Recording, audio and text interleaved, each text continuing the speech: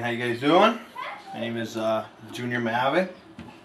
I'm a so-called screen printer. I do a lot of my stuff DIY, which is doing it yourself. It's nothing big or professional, but I get shirts done, so that technically is the point here, isn't it? So we start off by getting a screen. This is a 125 grade. What that is, it's there's different grades with screen printing depending on your image. What I'm gonna try to burn is I'm gonna try to burn this image here. Okay, and this is called the vellum. What this is simply a clear paper with ink and the image on it, and it's nice and see-through. So that's technically what you want to do. Is well, I'll go through the steps and show you guys what it is. But I'm going to use a 125 grade because I need bigger pores in the screen in order to burn this image. Well, it makes it easier and it's better. The screen tends to flow a little bit better.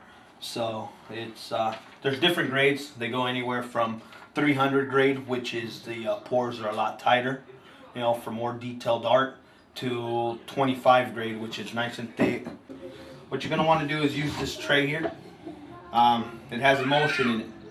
And typically I wouldn't do it in this type of environment where there's so much light, due to the fact that it is light sensitive, and you're going to expose it if there's some light. So what you technically do here is you grab it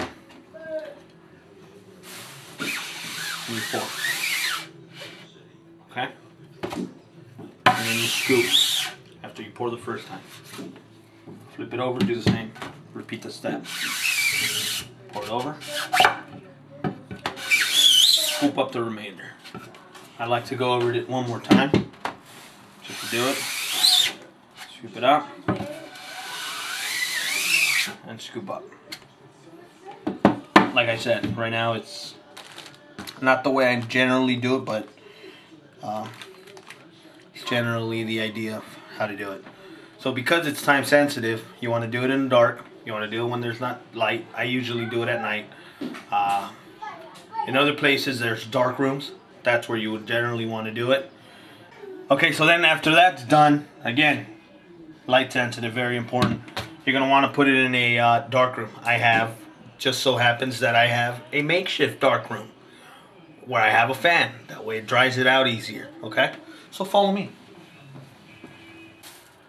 Again, because of being light sensitive, you're going to want to do this pretty fast.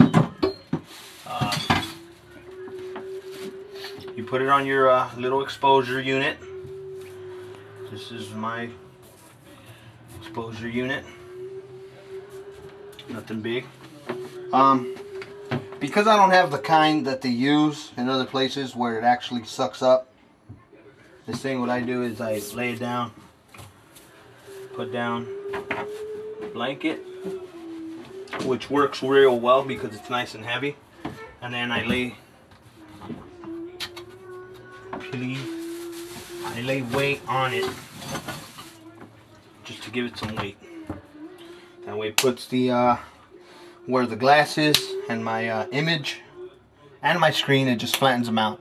That way I get a nice flat image on it to print. So then you just wait about, give or take, about nice 10-15 minutes, just depending, for it to expose. And what it does is it exposes the image onto the actual screen, and then the rest of the emulsion exposes, which causes it to be hard. And then you wash it out, and you know, go from there. Okay. So now your screen's done. And here's the image itself. There it is. And you're basically ready to print. Next step is actually printing the shirt. What you do is you get ink. Generally you just lay it down here. This is a squeegee. This is what you use to actually cross it through the already exposed image to create an image on a shirt. and it's, let me show you. Well, let's just show you more or less what the notion of it is. You get your screen, you put it at an angle. You kind of have a squared angle here. What you want to do is you don't ever want to go this way. You want to put it diagonally at an angle, at about a 90. You grab it, press once, lift, pass it again,